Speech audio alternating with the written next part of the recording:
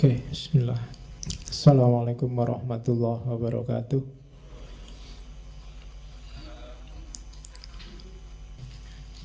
Oke, kalau ini dari Mizanul Amal. Jadi katanya Ghazali, yo pingin bahagia itu simple. Kita sudah punya semua fasilitasnya. Allah sudah ngasih kita. Apa yang dikasih? Kenikmatan duniawi dan kenikmatan ukhrawi.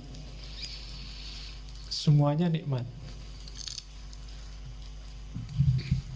Yang pertama, ini ranking 1, 2, 3, 4, 5 itu ranking. Ranking paling atas itu nikmat ukhrawiyah, nikmat besok di akhirat.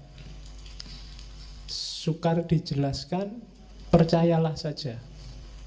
Karena kalau dijelaskan, penjelasannya pasti tidak bisa eksak.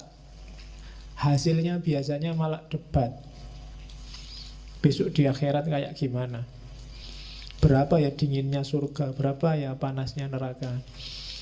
Kira-kira surga itu kalau pakai AC itu berapa PK kira-kira? Yang itu susah membayangkan. Ngomong yang eskatologis itu hanya bisa dipercaya. Tapi di sana digambarkan nikmat luar biasa.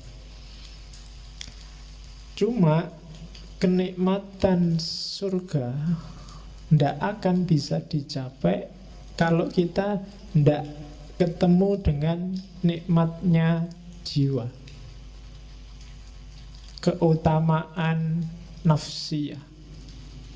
Kalau di dunia ini jiwamu galau, tidak tenang, entah karena apa, tidak mutmainnah, ya kamu tidak akan ketemu kenikmatan ukhrawi. Makanya kan di Al-Fajr itu, ya ayyatuhan nafsul mutmainnah. Kalau makomnya jiwamu belum nyampe mutmainnah, kamu tidak akan ketemu nikmatnya ukhrawi. Jadi jiwamu harus stabil dan nikmat dulu. Kalau di Mizanul Amal, cari nikmatnya jiwa gimana Pak? Yang pertama, akalmu. Dia akan merasa nikmat dengan ilmu. Jadi kita punya akal, bagian dari jiwa kan akal itu. Dia akan nikmat kalau dapat ilmu. Maka sering-seringlah ngasih gizi ke akalmu dengan ilmu. Semakin banyak dia dikasih suplemen ilmu, semakin dia akan merasa senang dan aman. Paham itu bikin tenang, tidak paham itu bikin galau. Teori paling gampang itu. Maka akalmu kasihlah dia kenikmatan dengan ilmu. Terus dirimu, maksudnya kedirianmu, pribadimu, bikinlah dia nikmat dengan warok. Warok itu menjaga diri. Jangan ngawur hidupmu kalau pengen tenang. Ya rumus paling gampang, jangan lakukan yang haram, yang maksiat, jauhi yang syubhat. Kalau kalian jauh dari 3 hal ini, pribadimu akan merasa tenang. Jangan ketipu oleh enak sementaranya yang haram dan yang maksiat, apalagi yang syubhat. Jadi kalau akalmu selalu dapat suplemen ilmu dan dirimu terjaga dari yang jelek-jelek, kamu akan nyaman, jiwamu akan tenang. Terus yang ketiga, meskipun begitu, kamu juga harus memanjakan jiwamu dengan kesungguhan dan keberanian. Hiduplah yang serius, hiduplah yang punya cita-cita, punya target, dan berani. Yang keempat, adil. Adil itu hiduplah secara proporsional, baik di level fisik maupun di level rohani. Jadi Proporsional itu ya yang harusnya 10 dikasih 10, yang harusnya 1 dikasih 1. Fisik itu adil, kalau sehari butuh makan 3 kali ya dikasih 3 kali. Itu adil. Rohani itu adil, ya sesuai dengan kebutuhanmu. Misalnya sudah waktunya nikah, ya nikah aja. Sudah jatuh cinta, waktunya pacaran, ya jatuh cinta aja, enggak apa-apa. Nggak usah dibendung-bendung, saya anti pacaran Pak, nggak mau jatuh cinta Pak. Kalau jatuh cinta ya jatuh cinta aja, kenapa enggak? Wong itu fitrah. Yang nggak boleh kan melampiaskannya kayak gimana. Tapi yang fitrahmu untuk suka pada lawan jenis, bukan yang sesama jenis loh ya, itu penuhilah, nggak apa-apa. Kalau ini terpenuhi, kamu akan utama jiwamu, nafsiyahmu tenang, mutmainnah, baru kamu dapat kenikmatan ukhrawi. Cuma syaratnya tidak akan sempurna jiwamu tenang kalau badaniahmu tidak sempurna. Ya kayak tadi loh, kalau fisiknya tidak adil, waktunya ada makannya kamu puasa terus, harusnya ada tidurnya kamu pakai melek terus, jiwamu juga tidak akan tenang, tidak akan mutmainnah. Harusnya kamu kawin malah bisa 4 kok malah tidak kawin-kawin, itu tidak mutmainnah. Harus dibikin tenang. Karena nafsu itu kalau tidak kamu tenangkan, lama-lama dia akan meledak. Karena dia nuntut terus disuruh bungkem, nuntut terus disuruh bungkem. Pada saatnya dia akan menyusahkanmu. Sama kan kadang-kadang santri itu waktu di pondok tidak boleh lihat TV, tidak boleh baca koran, tidak boleh bawa HP, tidak boleh itu. Begitu keluar dari pondok kuliah, dia yang pertama nyari pacar. Karena kemarin nggak boleh apa-apa, sekarang kumat. Ya, jadi ndak, badaniahnya beres dulu. Kalau badaniahnya nggak beres, jiwamu ndak akan beres. Kaya dulu, punya istri dulu, pinter dulu, fasilitas dulu, baru jiwanya bisa tenang. Jadi badaniah. Kalau rumusannya Ghazali, paling gampang untuk ngecek apakah badaniahmu sudah nikmat, sudah bahagia, yaitu yang pertama sehat, yang kedua kuat. Sehat itu kan berarti fit. Apa ada sehat yang tidak kuat? Ya banyak. Saya sehat Pak, cuma tidak terlalu kuat. Olahraga biar kuat, ya kan? Tidak cukup sehat tapi juga harus kuat. Yang ketiga elok. Elok itu cakep. Jangan khawatir, setiap orang cakep sesuai perspektifnya masing-masing. Tidak apa-apa. Ya, kamu semua orang cakep. Jangan khawatir. Nah, bahagialah. Kalau enggak, kamu tidak akan bahagia jiwamu. Kalau kamu tiap hari aku kok jelek, itu tidak akan bahagia hidupmu. Anggap aja cakep, wis tau, cukup khawatir. Payu. Ya. Itu kan kamu mikir, jangan-jangan ada yang gelisah Pak, apa ada yang mau besok sama saya Pak? Pasti ada. Asal standarmu jangan tinggi-tinggi. Ya. Jadi sehat, kuat, cakep, dan yang terakhir, yakinlah bahwa kamu panjang umur. Tenang mesti kamu. Sehat. Ketika kamu sehat kan kamu ceria sayang. Kuat juga gandengannya sehat. Mau apa-apa sanggup, itu kan kuat. Jalan kemana ayo. Cakep. Jadi kamu merasa pokoknya tidak ada celahnya diriku ini, Allah ngasih aku lengkap, alhamdulillah. Dan panjang umur. Orang yang merasa punya kualifikasi 4 ini secara badaniah, maka dia sebenarnya sedang bahagia secara fisik. Cuma selanjutnya, untuk nikmat badaniah kita butuh kenikmatan eksternal dari dunia di luar diri kita. Kita butuh punya harta, itu kan di luar. Kita butuh punya keluarga, itu di luar. Kita butuh dihormati orang, itu juga dari luar. Jadi kita butuh kenikmatan dari yang di luar diri. Dari kenikmatan di luar diri itulah diri kita akan merasa nikmat secara fisik. Dari nikmat secara fisik itu kita akan nikmat secara rohani, secara jiwa. Dari kenikmatan rohani itu pada akhirnya secara ukhrawi nanti kita juga akan nikmat. Cuma kenikmatan dari luar itu butuh pelengkap luar yang sangat luar, apa bahasanya, yaitu apa? Kenikmatan taufikiyah,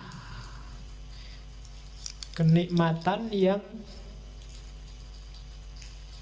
menunjukkan kalian merasa bahwa Allah itu sayang padamu dan ngasih banyak padamu. Sebagus apapun kehidupanmu hari ini, kalau kamu merasa dicueki Allah, atau apalagi Allah benar-benar cuek padamu, kamu gak akan dapat merasakan kenikmatan apapun. Kamu melakukan korupsi, enak loh korupsi itu, kamu dapat banyak uang, mau apa aja bisa. Tapi karena kamu tahu bahwa dengan kamu korupsi ini Allah tidak akan ridho padamu, maka tidak jadi nikmat. Kamu nyontek ujian, enak kan? Nyontek itu nggak perlu capek-capek belajar, bisa langsung jawab, dan bener lagi, dan bagus lagi. Dosennya sampai heran, ini kuliah tidak pernah masuk, makalah ndak jelas, disuruh ngomong apa juga temennya nggak paham, tapi jawabannya sip, akhirnya dikasih A. Tapi karena kamu ngerti itu nyontek, Amu itu bukan sumber kebahagiaan. Kenapa? Karena kamu ngerti bahwa sebenarnya Allah ndak ridho dengan nyontekmu. Maka dasar dari semua kenikmatan tadi adalah keutamaan taufiki. Dapat hidayah, dapat inayah, dapat petunjuk, rusd, dan seterusnya. Jadi pertama-tama yakinlah bahwa Allah ridho padamu. Setelah itu carilah bekal yang kamu butuhkan untuk nikmat, untuk bahagia. Nyari harta, nyari kehormatan, nyari status, cari tidak apa-apa, itu sumber kehormatan. Kalau itu sudah dapat, maka kamu akan dapat kenikmatan duniawi, kenikmatan badaniyah. Dengan bekal kenikmatan badaniyah ini, jiwamu juga akan nikmat, bahagia, akan tenang. Ketika jiwamu bahagia, insya Allah besok akhiratmu bahagia. Bandingkan dengan orang yang sejak awal sudah tidak dapat ridhonya Allah, maka kenikmatan eksternal tadi akan jadi sumber bencana. Kenikmatan badaniyahnya akan disetir oleh nafsunya, maka jiwanya nggak akan jadi tenang. Dan di akhirat juga otomatis kacau. Jadi rumus pertama bahagia adalah pastikan bahwa menurutmu yang kamu lakukan itu diridhoi oleh Allah. Oke, setelah itu baru mikir nyari uang di mana, nyari kerja di mana, nyari istri di mana. Kalau sudah dapat kekayaan, dapat status, dapat kerja, itu kan nikmat. Hasilnya semua itu kenikmatan badaniyahmu. Kamu jadi sehat, kamu jadi kuat, kamu jadi elok, kamu jadi tampan. Kemarin gak punya duit, beli sampo sama sabun aja. Nah kan, kalau duitnya banyak kan sekarang santai, beli parfum, beli make up, malah bisa. Kalau itu sudah terpenuhi kan jiwamu kan tenang. Dan setelah jiwamu tenang, kamu nambah lagi menyempurnakan jiwamu, misalnya dengan cari ilmu, dengan memelihara diri, dan seterusnya.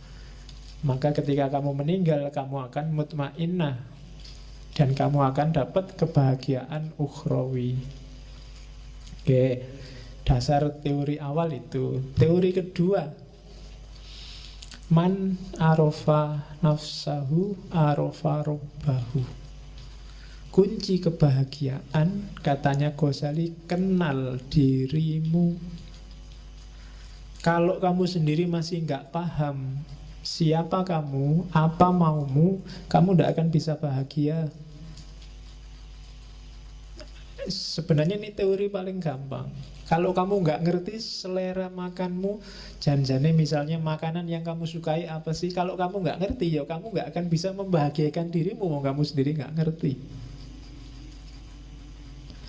Cara paling gampang untuk bahagia, ya membaca dirimu sendiri dulu. Katanya Ghazali di bagian awal Kimia Usa'adah itu, ia yang mengenal dirinya, ialah yang akan merasakan kebahagiaan sejati.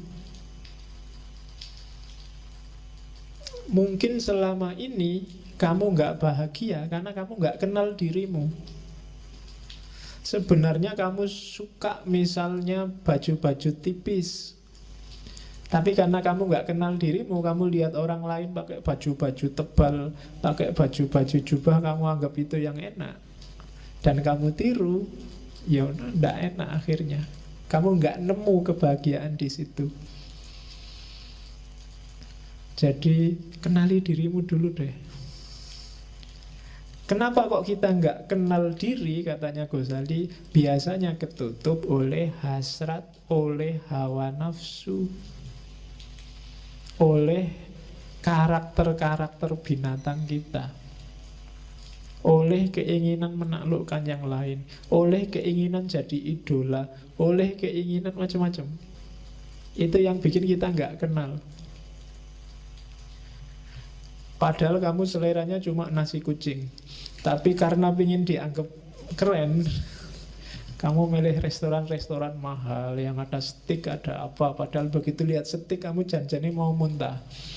Itu panganan opo itu. Tapi yo, biar dianggap keren, terpaksa kamu sambil nutup hidung dimakan. Nggak enak karena kamu nggak kenal dirimu sendiri. Ketutup hasratmu untuk dianggap anak gaul. Sebenarnya pakai jin itu mungkin kamu tersiksa luar biasa, wong meletet kayak gitu gimana. Tapi kalau nggak pakai jin nggak keren, Pak. Padahal kan yang paling keren itu kan menurut saya kan pakai sarung paling enak. Longgar, ISIS kan. Loh iya kan?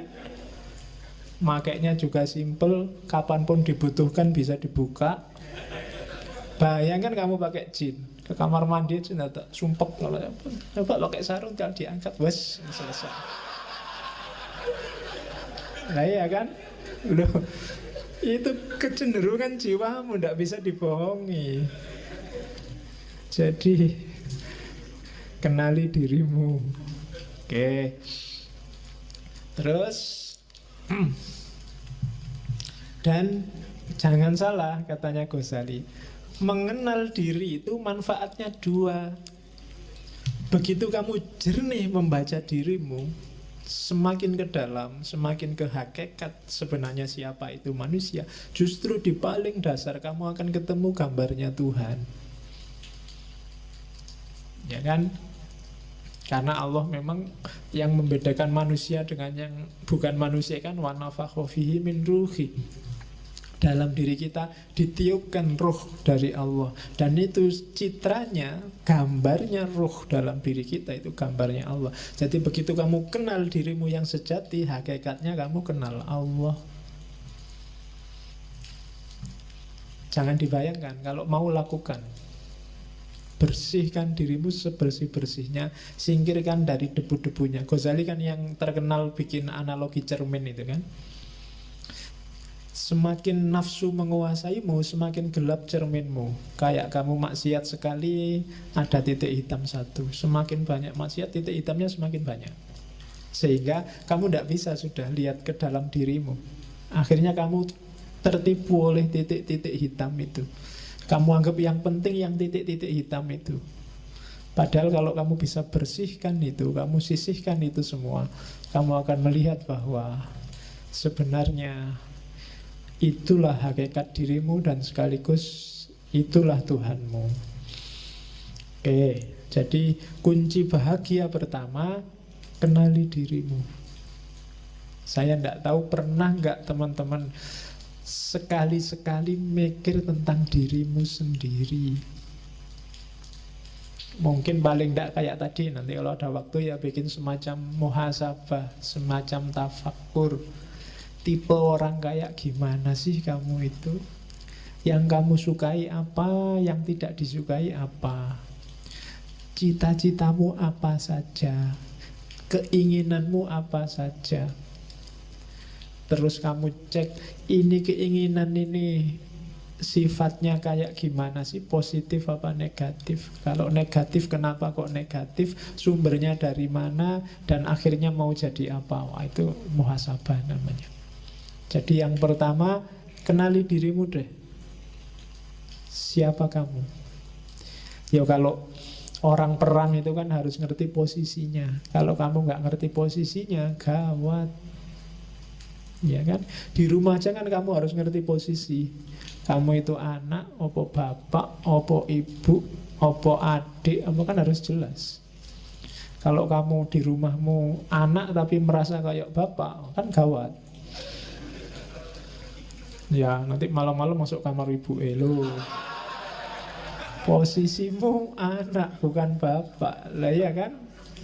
Harus jelas. Nah, itu maka kamu dalam hidup ya gitu harus muhasabah. Janjane kamu itu teman, apa sahabat, apa pacar, apa musuh kan juga harus jelas.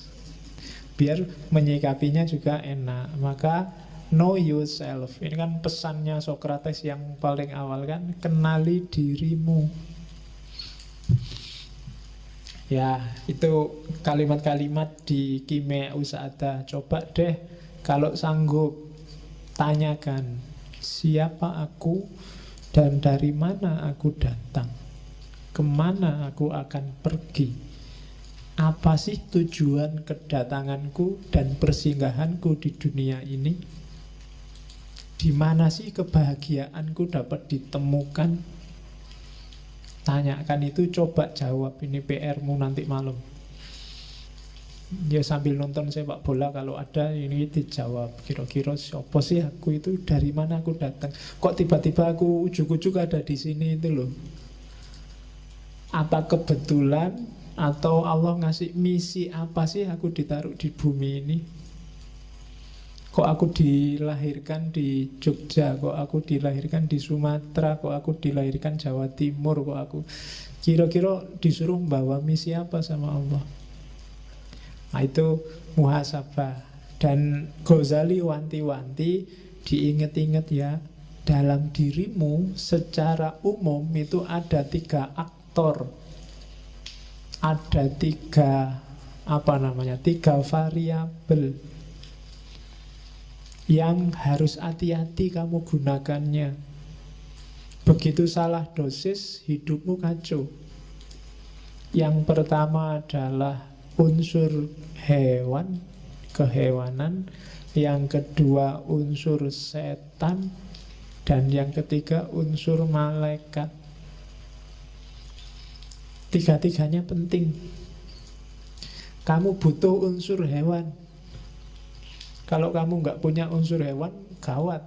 Kamu nggak punya ambisi, nggak punya cita-cita, kamu akan jadi orang yang pasif, nggak kreatif. Mungkin kamu bisa nggak punya anak kalau nggak punya unsur kehewanan.